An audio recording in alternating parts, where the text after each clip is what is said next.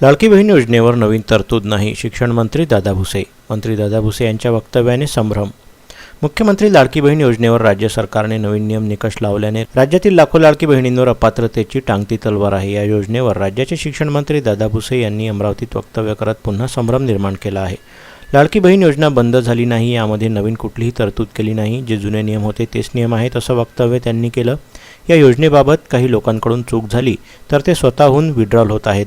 या योजनेत पात्र ठरलेला एकही लाभार्थी योजनेपासून वंचित राहणार नाही, असा दावासुद्धा त्यांनी यावेळी केला. मात्र एकीकडे अनेक महिला लाभार्थी अपात्र करण्यात आल्याने शिक्षण मंत्री दादा भुसे यांचं वक्तव्य सध्या चर्चेत आलं आहे. लाडकी बहीण बंद कुठं झाले? नाही, निकष लावले तिथे. विकास होत नाही आहे, बघा. रस्त्यावर येतील असं त्यांचं म्हणणं आहे. आपण काय सांगू? ऐका,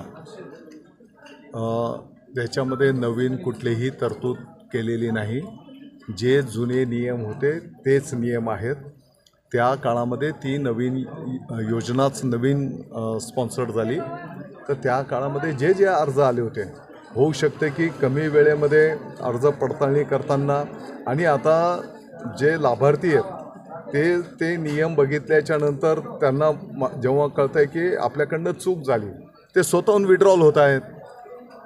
त्याच्यातनं कोणताही त्या निकषांमध्ये पात्र ठरलेला एकही लाभार्थी त्या योजनेपासून वंचित राहणार नाही.